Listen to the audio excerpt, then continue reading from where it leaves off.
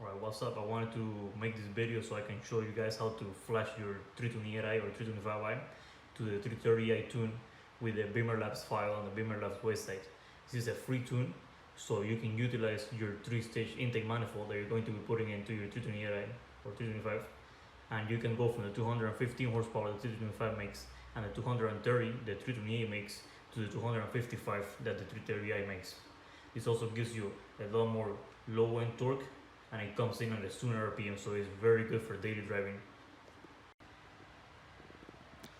Alright, so here we are in the Bimmerlabs website, as you can see.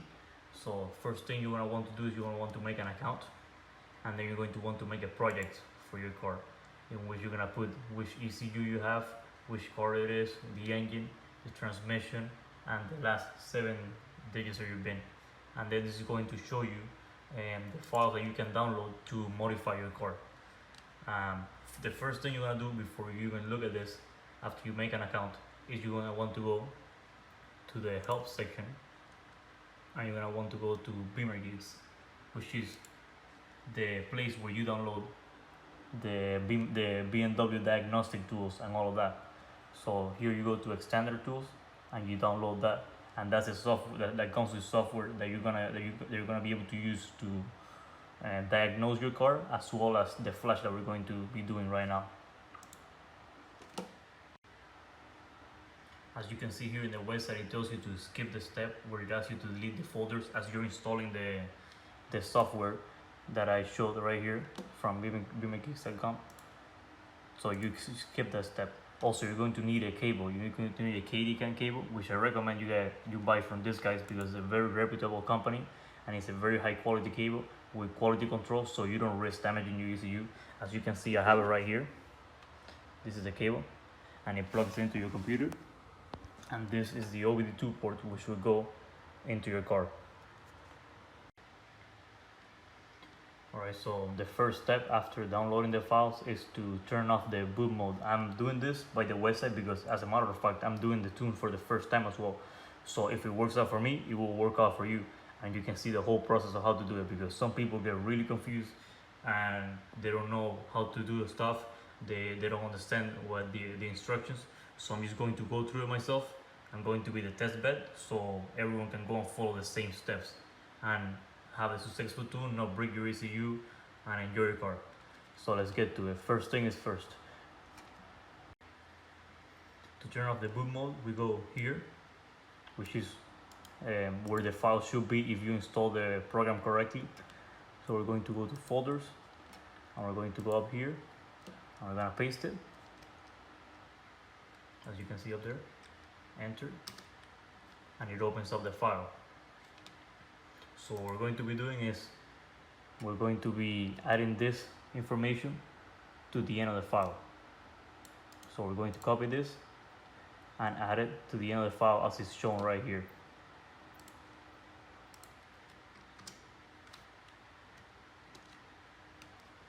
Alright, save it. Alright, so after we have done the boot check thing on the file, we're going to go to WinKFP, and we're going to open it to make sure that the configurations that we have there are correct. So let's go to BMW Tools. When you download this file, you should have a folder called BMW Tools, which you can see up here, this folder. So we're gonna go and open WinKFP. Here you have it. So we're going to go, and we're going to go to configuration. We go to configuration, we want to make sure our settings are the same as shown here on the website. So I've checked here, and this one needs to be put down here, and we need to uncheck this one right here.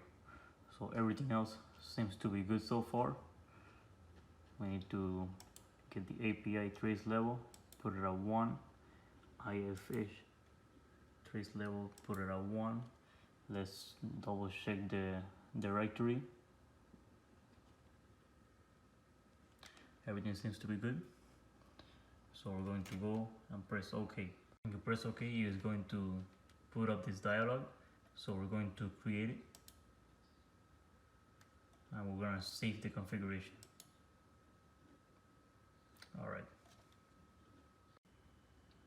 Alright, so next thing we're gonna do is we're gonna go to step 5, because we have mostly everything set up and the other methods are, I don't think, aligned with the files that we have downloaded and the way we have everything set up.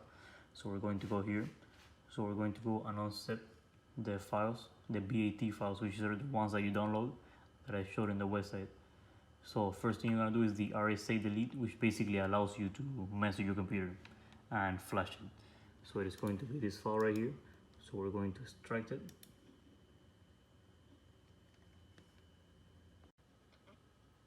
Alright, so now that we're in step 5, we're going to go on flash. So now we have the files and you have your cable connected and your key in the ignition, and you press the key, you don't start the engine. Just the idea is basically everything is powered, but the engine is shut off. So we're going to go, and to make sure that our cable is working, you're going to want to open IMPA, and it should tell you cable detected, ignition on. So you might have an issue where you're gonna get an error as soon as you open IMPA and you try to do anything, which is going to be related, I think it's IFH or IH18, which is going to be that your computer is basically not recognizing the cable as it should be. So your computer connects to the back, you're gonna connect the cable back here to USB, but sometimes your computer wants to be a bitch, so it won't read it as COM1, which is the adapter you're gonna need to have. So you're gonna have to go to ports and COM in device manager. So it's gonna be one of the few ports here, so you're gonna have to fiddle around with them. Basically what you're gonna do is you're gonna go here, you're gonna go to properties, you're gonna go to port settings, you're gonna go to advanced, and you're gonna switch whatever port there to COM1. So if you don't know which one your cable is, you're just gonna have to try one of them and see if it wants to read the cable with IMPA.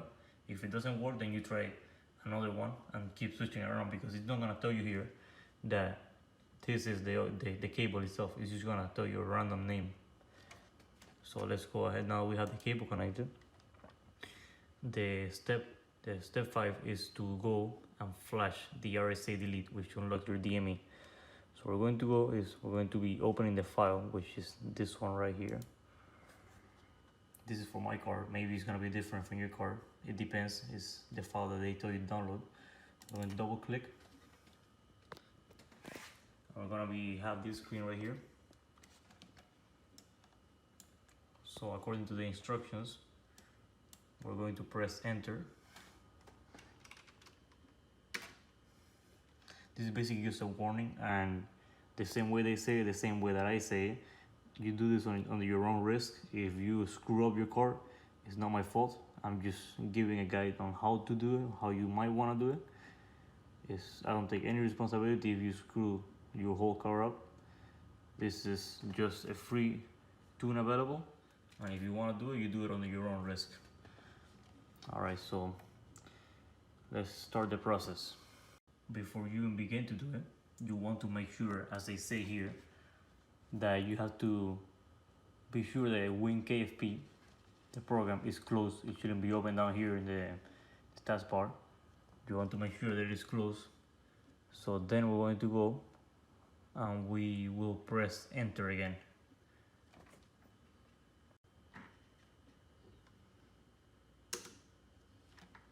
So as you can see, that will open WinKFP and it will start flashing.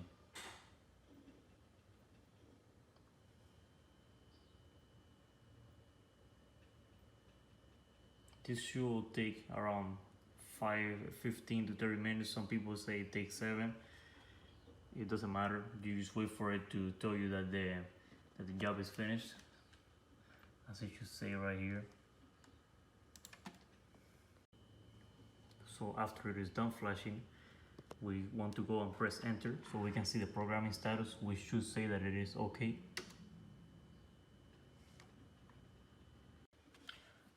Another thing I forgot to mention, which is said there in the instructions, but I can't find it now, is that you have to go to the port and you have to go to properties. Same deal we did before. We go to advanced, but we need to set the latency. Instead of 16 milliseconds, we need to set it to 1, or you're gonna get an error when you're trying to flash your card, which I just got as a matter of fact right now. So hopefully everything is good now. So we're gonna have to restart it. Great. Give me a second. Alright, so after fixing the issue with the COM ports and with the latency, we're going to give this another try. So let's go again, enter again, and there she is flashing, opening WinKFP.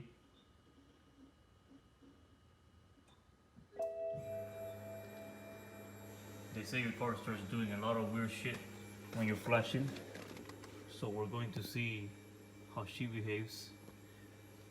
Some people say it starts doing things with the wipers, who knows. Well, we're flashing right now. Should take about 15, 30 minutes. So we're almost done with the flash, and your car is gonna start making weird noises again. It was quiet for the most part. So let's wait for her to get done.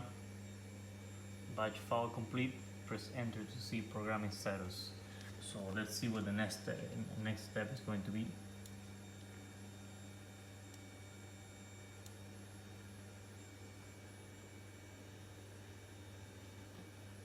Alright, so now we press enter.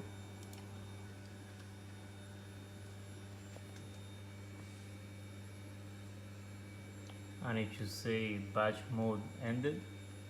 Let's see. So as flash or updated as necessary from file, you can flash the data file. Should be much faster. So programming status should be okay. Let's see if it tells that. Programming status. Alright, so now we go and extract this file, which is the 330i. Open it up. Enter. Now we're going to press enter again. WinKFP is going to open up again. And it is going to flash or 320i to 330i tune. Because with just the RSA delete, your car does not have any tune installed on it. You can see, you can hear my fuel pump was losing its mind, just pumping fuel like a nut job. But now we're good. Alright, so this flash should be a lot shorter. And I don't know if this is the one where the wipers lose their shit, but we're gonna see. So this is the one that we opened the file and we extracted. I kind of rushed it because I didn't want that fuel pump just priming the whole time. So we extract this one, then it will ask you to replace all file. You say yes, and then you open this one, and it will open this, and it's going to start flashing. So this is the actual tune. This is what you're tuning your car to. Basically, with the RSA delete, as far as I know, I'm not an expert. I wasn't the one that designed this. It unlocks your DME and it allows you to modify it, to flash a different tune into it, to change the settings in the DME. So after you do that, I'm pretty sure it deletes your stock tune. And then you have to go and flash this. This is one tune that is available. This is the other one, which is with no MAF sensor. So the N52 in the United States has a MAF sensor, which is used mostly for emissions reasons. You can take out the MAF sensor and use an intake air temperature sensor and have the engine run on the O2 sensors, which is supposedly a lot smoother, but that's not what we're doing here. We're just doing the base tune as it comes. So we can swap in the 3-stage manifold, which I will be doing a video on very soon. So this is how the flashing is going so far. I'm going to quit the video right here and restart it when we're almost done. Almost finishing it. And we have a plethora of lights going off. So I think we're good. Making all kinds of weird noises. So after it's being updated, it should flash much faster. Yeah, it took about 30 to 45 seconds, maybe a bit more. My RSA delete took about 20 minutes, so it wasn't as fast as other people, but this is also not the fastest computer, and no big deal. I'm not rushing it. So cycle the ignition key to reboot the computer. You may need to start a car, shut it off, start a car, and clear any codes using IMPA, which we have here. So we will do just that right now. Let's get to it.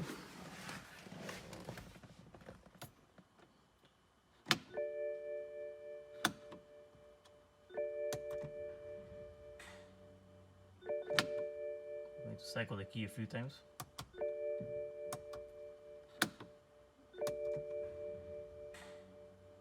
So let me see if they pop a code there. But let's just give it a quick run and see if she starts up. Let's see. There we're running. I'm gonna turn it off and turn it back on as per the instructions. So let's turn her off. Let's give it a second, take the key out. And we're gonna put it back in. And we're gonna start her up again.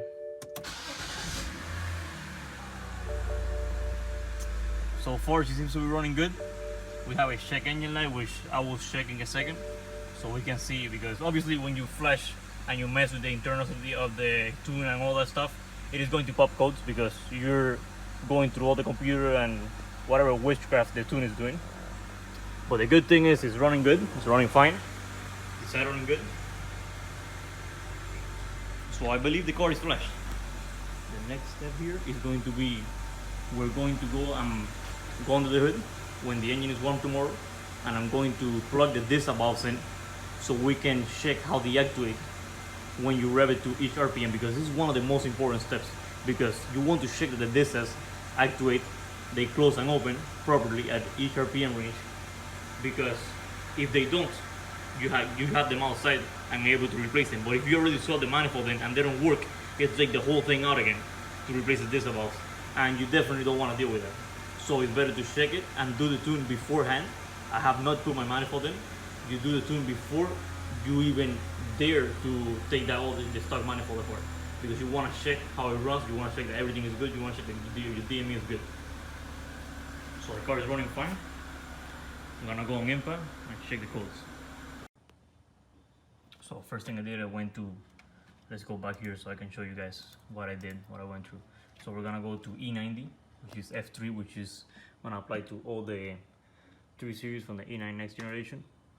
We're gonna go here, we're going to go to engine. Depending on what engine you have an MSV70, which is most likely 2006 to 325i MSV70. If you have a 320i, most likely you have an MSV80, but you know, you have to double check either way. We're gonna open that because that is mine. We're going to go to F4 to read errors. We're going to go to F1. We're going to go to F1 again. And this is the errors that I have, at least for the engine part. These are the 3 codes I got. There's surely a lot more stored in there, but you have to clear all of them. Just go through the different modules and clear them up, and then take your car for a nice drive, and then you can go and swap your manifold in. I decided to use this app on my phone, which I like to use a lot, which basically is a scanner. It's similar to IMPA, but it's easier, it's portable. You don't have to go in the computer, which is a pain in the butt because you have to be sitting here. So here, basically the app is called Deep OBD for BMW and Volkswagen Audi, and here you can see all the codes that this thing actually triggered: body modules, transmission, everything, fuel pump. Crazy amount of codes. So we're going to clear up all of these, and the way that I do this, I just clear it up. That's the app that I use, but this is what I use to clear my codes. You don't need to see it. I'll pull it out in a second. It's an OBD2 adapter, which is called BAFX OBD, which is what I recommend to everyone because it's the best way to scan your car from your phone if you have an Android phone. So let's go and clear up all of these. Let's see if they want to clear up.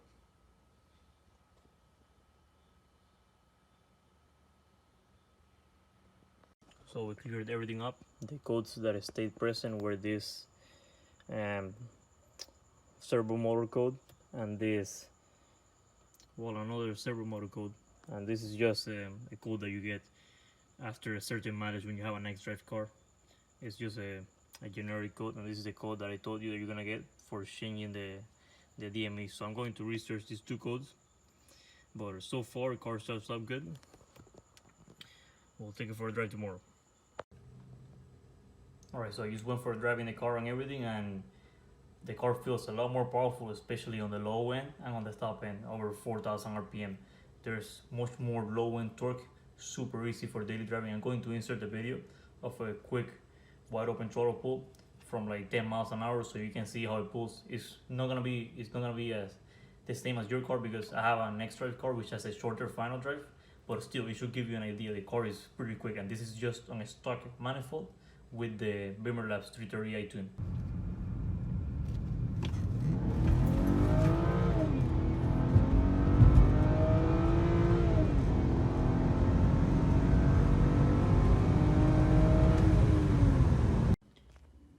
This right here is the OBD2 adapter I was talking about. I think I paid like $20 for it. I've used it for like 5 years. Really good. It basically works with any app on your phone, so you can scan your car through it and everything. That's what I use to scan my car on the fly, because most of the time what you have in your hand is your phone, not your computer. So if you pop a code while driving or anything, or you want to see live data, this is the thing to have. So I hope the process went smoothly for all of you. If you follow step by step, you shouldn't have any issues, as I've covered basically the way to do it on my car, at least on the 328. If you have any questions, I'm not an expert or anything, but you can post it in the comments, and then maybe some of people might chime in and help you troubleshoot anything. Good luck. Alright, so I wanted to end the video by showing you guys what these 3 codes that are gonna be left after you clear everything up, after you clear all the codes in the computer are gonna be. This one right here is going to be for the small disc above. This one is going to be for the large disc above, which are the intake flaps, which, since you're flashing on a stock car, they're not going to be connected, so you're going to get a code for them. This code right here is going to be for the DME. Basically, you realize that it doesn't have the stock tune, so it gives you this code. It doesn't harm anything. There's ways to remove it if you want, but really there's no need to. Another thing I wanted to go over was a quick difference between say a 325i and a 330i. This is for the valvetronic, which is what controls how much the intake valves go down and up, because the N52 doesn't use a throttle. It uses variable valve lift to control engine RPM. 325i, you can see right here, the valve lift doesn't go to the top, to the highest level, until you reach almost 6,500, 7,000 RPMs. On the 330i, as you can see, you already have the valves fully open by the time you're 2,000 RPMs, and almost fully open by the time you're 1,500 and 1,750. So this is going to lead, of course, to a lot better response, a lot more torque down low and everything, which this small changes like this to the valvetronic, to the vanos and everything, is what leads to the power increase, as well as the variable length intake manifold that we call the 3-stage manifold. So I hope your flashing process went through smoothly and you didn't have any issues. If you follow all the steps through, you shouldn't have a problem. At least if you have a 328i, I'm pretty sure that the process for the 325i is going to be basically the same, but just guide yourself by it. Make sure to watch the video over once or twice so you can be sure of what you're doing, and go for it.